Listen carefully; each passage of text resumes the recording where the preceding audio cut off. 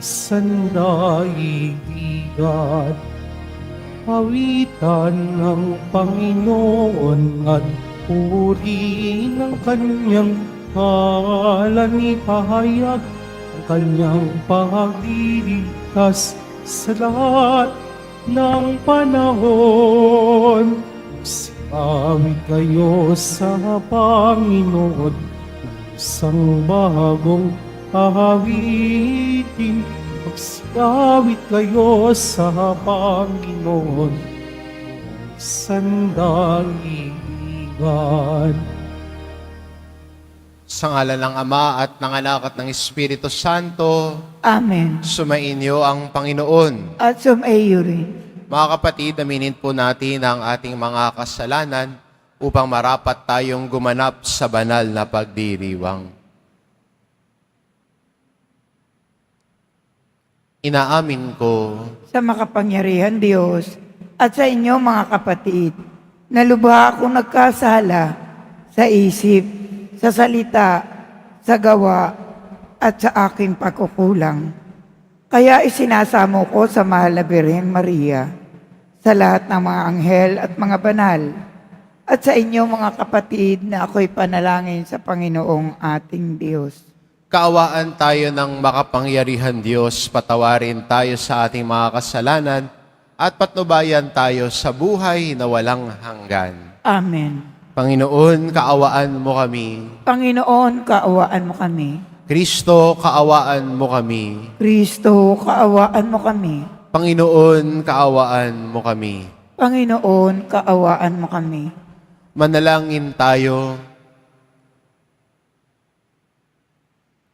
Ama naming makapangyarihan, ng iyong dumadalanging sambayanan ay matapat mo nawang lingapit subaybayan upang makita namin ang dapat gampanan at para rito'y magkaroon kami ng kakayahan sa pamamagitan ni Hesukristo kasama ng Espiritu Santo magpa sa walang hanggan. Amen. Magsiupo ang lahat.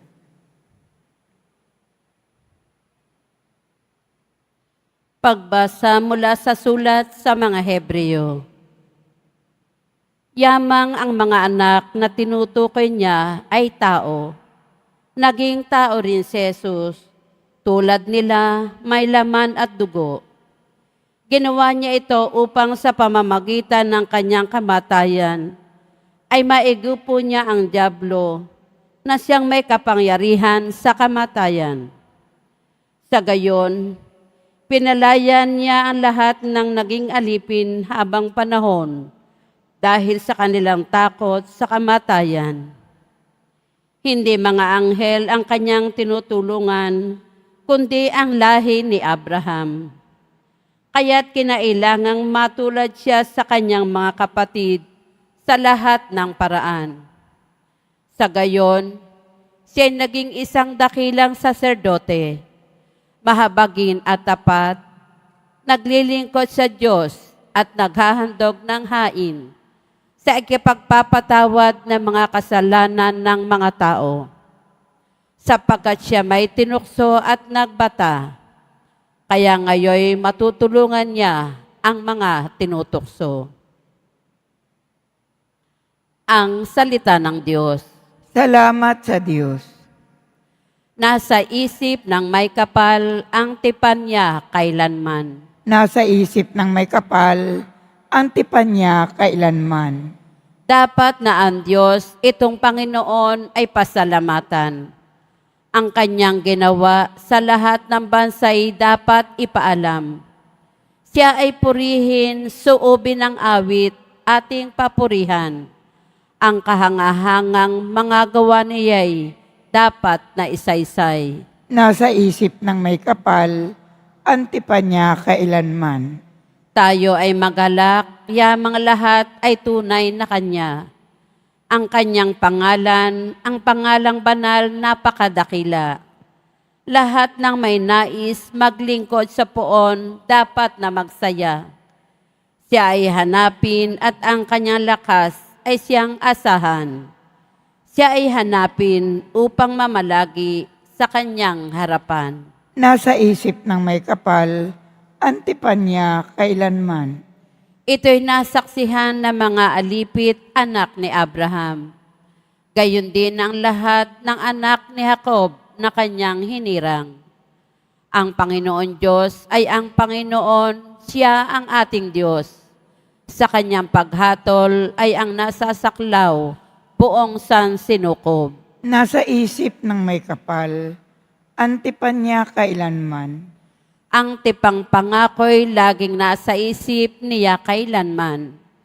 Ang mga pangakong kanyang binitiwan sa lahat ng angkan.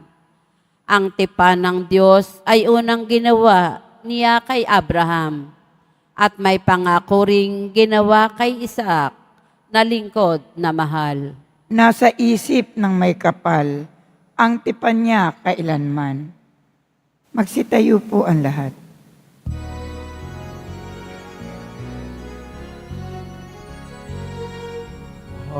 Hallelujah, Hallelujah, Hallelujah, Hallelujah. Ang tinig ko'y pakikinggan, ang kabilang sa aking kawan, ako'y kaninang susundan. Hallelujah, Hallelujah, Hallelujah, Hallelujah. Sumainyo ang Panginoon. At sumaiyo rin. Ang mabuting balita ng Panginoon ayon kay San Marcos. Papuri sa iyo, Panginoon. Noong panahong iyon, mula sa sinagoga, si Jesus ay nagtuloy sa bahay ni na Simon at Andres. Kasama niya sina Santiago at Juan. Nakaratay noon ang biyanan ni Simon Pedro dahil sa matinding lagnat. At ito'y agad nilang sinabi kay Jesus. Nilapitan ni Jesus ang babae, hinawakan sa kamay at ibinangon. Noon di inibsan ito ng lagnat at naglingkod sa kanila. Pagkalubog ng araw, dinala kay Jesus ang lahat ng may sakit at ang mga inaalihan ng demonyo. At nagkatipon ang buong bayan sa may pintuan ng bahay. Pinagaling niya ang maraming may sakit, anuman ang kanilang karamdaman, at nagpalayas siya ng mga demonyo. Hindi niya hinayaang magsalita ang mga ito sapagkat alam nila kung sino siya. Madaling araw pa'y bumangon na si Jesus at nagtungo sa ilang napuok at nanalangin. Hinahanap siya ni Simon at kanyang mga kasama. Nang siya ay matagpuan, sinabi nila, "Hinahanap po kayo ng lahat." Ngunit sinabi ni Jesus, "Kailangan pumunta rin naman tayo sa mga kalapit bayan upang makapangaral ako roon. Ang dahilan ng pag-alis ko sa Capernaum at nilibot nila ang buong Galilea na nangangaral sa mga sinagoga at nagpapalayas ng mga demonyo." Ang mabuting balita ng Panginoon. Pinupuri ka namin, Panginoong Hesukristo. Magsiupo muna ang lahat.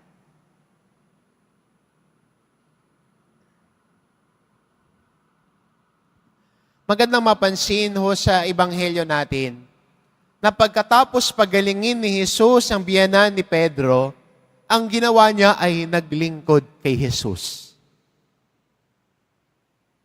At sana wag nating malimutan ito bilang mga Kristiyano, na bunga ng debosyon natin ay sana'y magdala din ito sa atin sa paglilingkod. The fruit of our devotion, the fruit of our love for Christ should lead us to service. Hindi yung para sa sariling kapakanan. Hindi ho para sa ako lang, sa akin lang. Magawa ko yung debosyon ko, bahala na kayo. Magawa ko yung debosyon ko sa Nazareno, okay na ako, bahala na kayo. Hindi ho. Hindi ho service yun. Hindi devotion yun. Bahala na, basta magawa ko debosyon ko, bahala kung masaktan ka. Bahala na kung may matapakan akong iba. That is not devotion. Pagmamataas ng sarili yun. Sinasabi mo lang na debosyon. Pero, ang tunay na debosyon at deboto, nagdadala sa paglilingkod. Kaya, pagkatapos gumawa ng kabutihan doon sa biyenan ni Pedro, nung siya ay bumangon, naglingkod agad siya kina Jesus. Kaya maganda rin paalala sa atin, bilang mga deboto ng Poong Jesus Nazareno, tayo ay nadalas sa Kanya. Marahil, bunga ng pasasalamat. At sana yung pasasalamat na yon ay maging totoo sa pamamagitan ng paglilingkod natin. At ang taong naglilingkod, hinahangad na maging mababa sa iba. Hindi siya ang mataas. Hindi siya ang mapansin. Kasi kung iniisip niya siya ang mapapansin, ang tawag natin doon papansin. Dahil ang naglilingkod, hindi nakikita. Ang naglilingkod, handang magpakababa.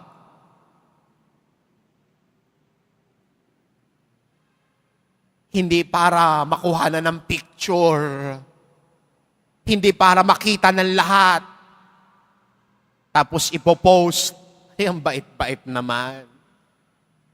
Ang naglilingkod, bunga ng kanyang pagmamahal at debosyon kay Jesus, handang hindi makita.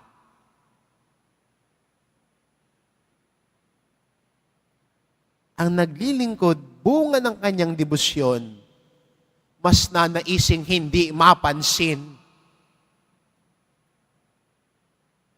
Para si Jesus ang magningning. Kaya, hindi ba sa ating ebanghelyo, ang mga tao ay nagtutungo kay Jesus para hanapin si Jesus? Yung biyenan ni Pedro, dinaanan lang ng kwento. Pinagaling, naglingkod siya.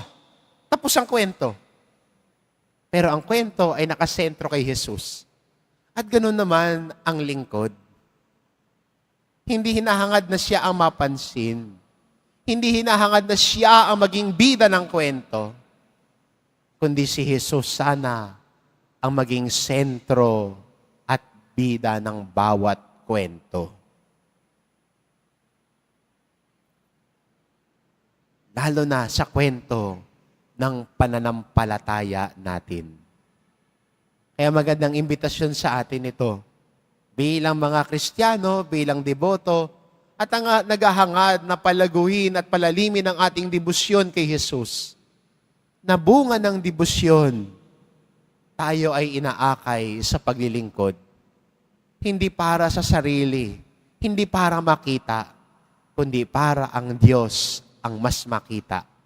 Si Jesus ang mas mapansin na ang ibang tao ay makita din si Jesus na hinahanap-hanap nila.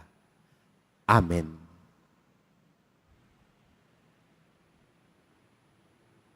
Magsitayo po ang lahat.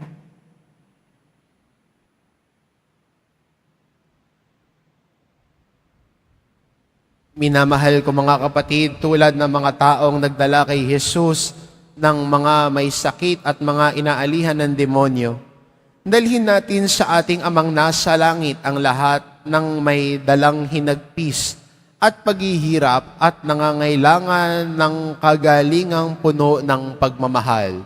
Ang ating itugon, Panginoong mahabagin, iligtas mo kami. Panginoong mahabagin, iligtas mo kami.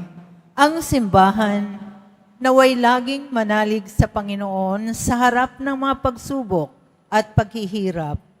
Manalangin tayo. Panginoong mahabagin, iligtas mo kami. Ang mga naghihikahos sa daigdig, lalo na ang mga walang katarungang pinagkaitan ng pagkain, damit o kalayaan, naway mabigyan ng pag-asa at kalakasan ng kalooban. Manalangin tayo. Panginoong mahabagin, iligtas mo kami. Ang mga nahihirapan dahil sa pamimighati at pag-aalala, naway makatagpo kay Kristo ng matatag na kanlungan at katigan. Manalangin tayo. Panginoong mahabagin, iligtas mo kami. Ang mga naghihirap dahil sa karamdaman at yaong mga taong nabibigatan ang mga pansanin, naway matagpuan ng Panginoon sa kanilang dinaranas na mga pagsubok. Manalangin tayo. Panginoong mahabagin, iligtas mo kami. Ang mga yumao at yaong mga namimighati dahil sa kanilang paglisan, naway makatagpo ng pag-asa at kaginhawaan sa pagkabuhay na magmuli ni Jesus. Manalangin tayo. Panginoong mahabagin, iligtas mo kami. Sa ilang sandali ng katahimikan, ating ipanalangin ang iba pang mga pangangailangan ng ating pamayanan, gayon din ang mga intensyon na inialay sa ating misa sa araw na ito, at isama rin natin ang ating mga pansariling kahilingan.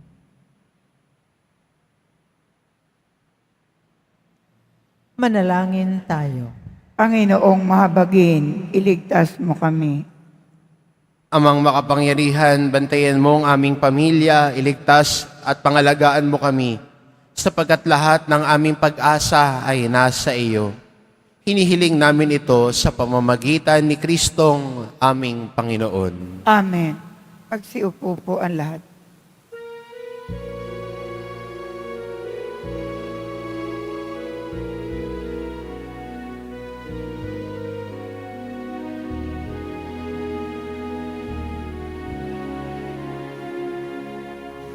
Maihandog sa'yo, Panginoon, ang tinapay at alak na sa aming kamay, sa iyong kabutihan. Aming ialay ang tinapay at alak sa isag ng aming buhay.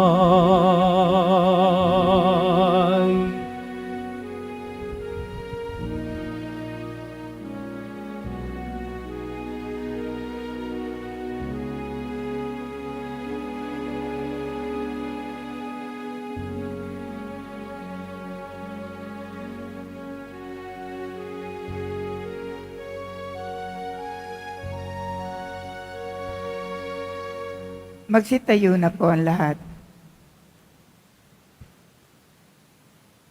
Manalangin kayo mga kapatid, upang ang paghahain natin ay kalugdan ng Diyos amang makapangyarihan. Tanggapin nawa ng Panginoon itong paghahain sa iyong mga kamay, sa kapurihan niya at karangalan, sa ating kapakinabangan at sa buong sambayanan niyang banal. Ama naming lumikha, ang paghahaing ito ng iyong sambayanan ay iyong marapati ngayong paunlakan. Pakundangan dito ay mapa sa amin nawa ang iyong kabanalan, at ang masugid naming dalangin ay iyong pagbigyan sa pamamagitan ni Hesukristo kasama ng Espiritu Santo, magpa sa walang hanggan. Amen. Sumainyo ang Panginoon. At sumaiyo rin. Itaas sa Diyos ang inyong puso at diwa. Itinaas na namin sa Panginoon. Pasalamatan natin ang Panginoong ating Diyos. Marapat na siya ay pasalamatan. Ama naming makapangyarihan, tunay ngang marapat na ikaw ay aming pasalamatan sa iyong paglingap at kagandahang loob. Ang tao'y nilikha mo't pinangangasiwa sa sansinukob. Sa hangad mong siya'y iwastong lubos, siya'y pinagdusa mo sa kanyang pagtalikod. Sa iyong paggiliw, iyong ipinahintulot na makabalik siya sa pamamagitan ni Kristo Jesus. Kaya kaysa na mga anghel na nagsisiawit ng papuri sa iyo, nang walang humpay sa kalangitan, kami nagbubunyi sa iyong kadakilaan. Santo, Santo, Santo, Panginoon Diyos ng mga hukbo, napupuno ang langit at lupa ng kadakilaan mo, usana sa kaitaasan. Pinagpala ang naparirito sa ngalan ng Panginoon, usana sa kaitaasan. Magsiluhod po ang lahat. Ama naming banal, ikaw ang bukal ng tanang kabanalan, kaya't sa pamamagitan ng iyong Espiritu gawin mong banal ang kaloob na ito, upang para sa amin maging katawan at dugo ng aming Panginoong Hesukristo. Bago niya pinagtiis ang kusang loob na maging handog, hinawakan niya ang tinapay, pinasalamatan kanya. Pinagati-hati niya iyon, iniabot sa kanyang mga alagad at sinabi, "Tanggapin ninyong lahat ito at kanin, ito ang aking katawan, na iahandog para sa inyo."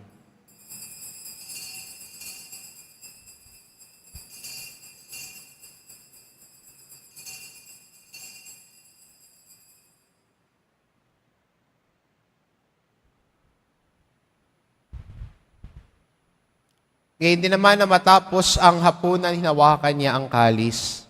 Muli kanyang pinasalamatan.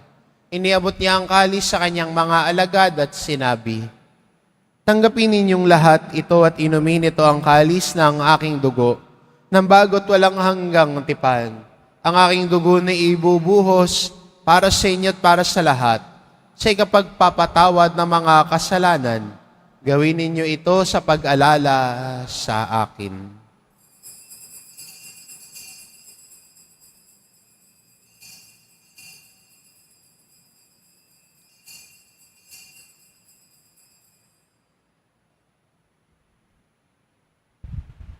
Magsitayo po ang lahat. Ipagbunyi natin ang misteryo ng pananampalataya.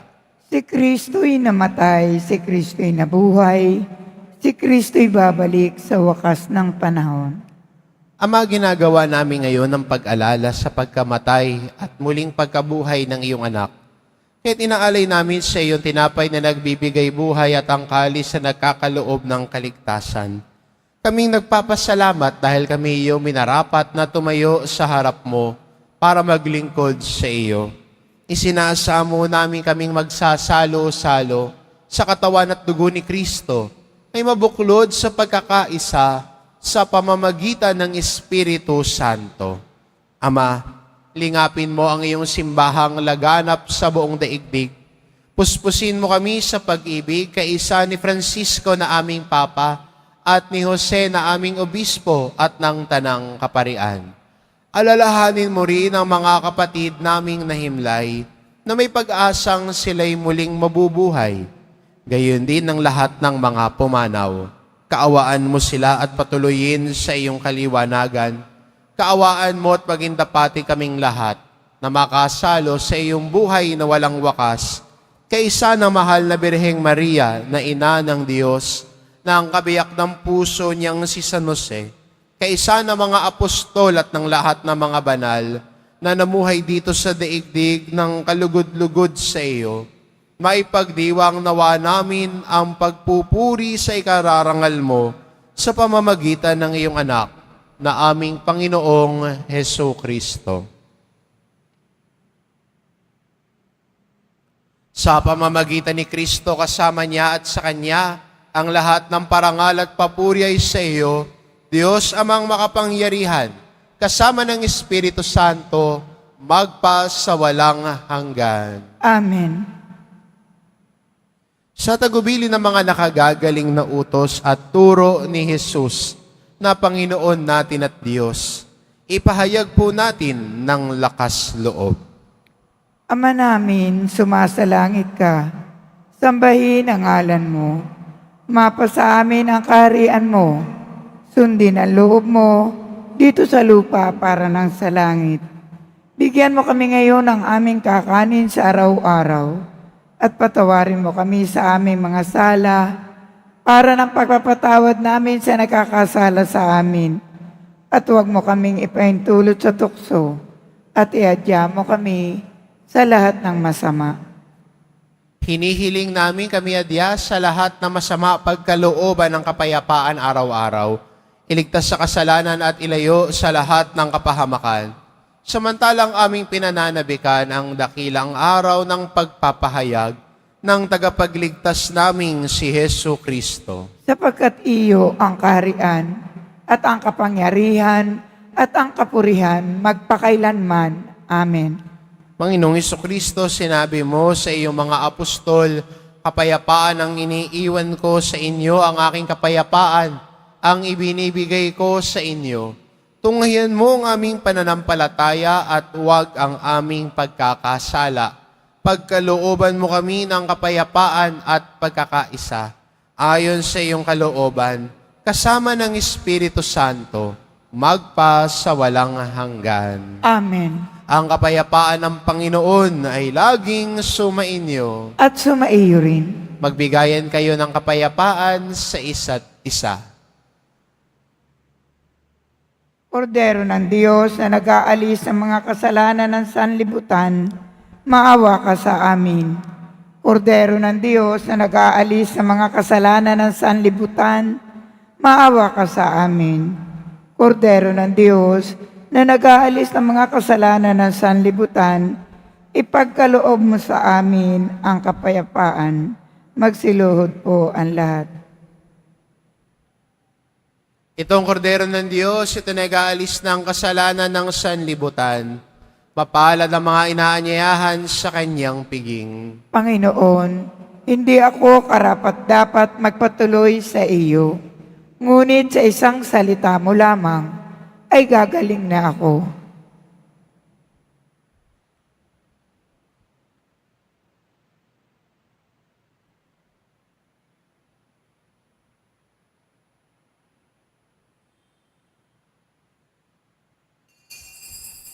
Para sa lahat ng tatanggap ng banal na komunyon, sasagot po tayo ng amen. Pagkasabi ng pari o ng lay minister ng katawan ni Kristo, at isubo agad sa bibig bago umalis sa harapan ng pari o ng lay minister. Sumunod po tayo.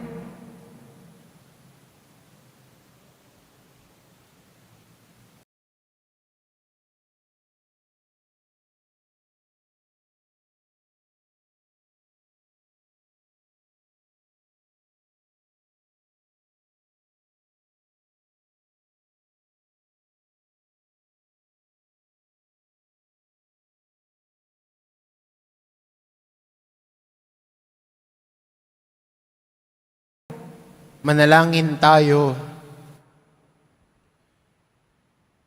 Ama naming mapagmahal, inihiling namin kami pagbigyan, pakundangan sa iyong dulot na pakikinabang.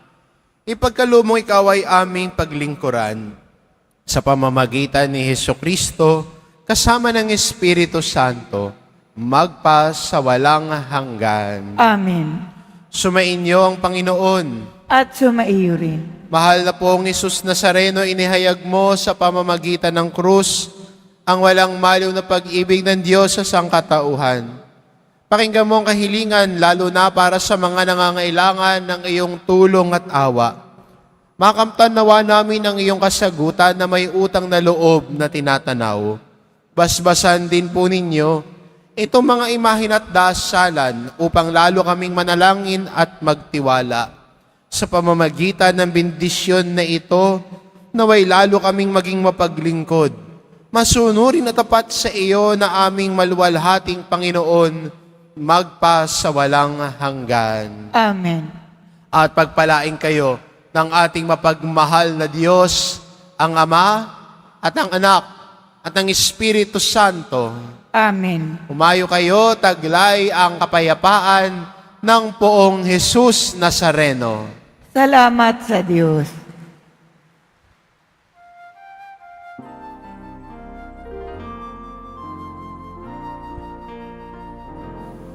Nuestro Padre Jesus Nazareno, sinasamba ka namin, pinipinto ka namin, aral mo ang aming buhay at kaligtasan. Nuestro Padre Jesus Nazareno, iligtas mo kami sa kasalanan. Ang krus mong kinamatayan ay sagisag ng aming kaligtasan. Nuestro Padre Jesus Nazareno, dinarangal ka namin. Nuestro Padre Jesus Nazareno, ninulwalhati ka namin. Nuestro Padre Jesus Nazareno, dinarangal ka namin. Nuestro Padre Jesus Nazareno, minulwalhati ka namin.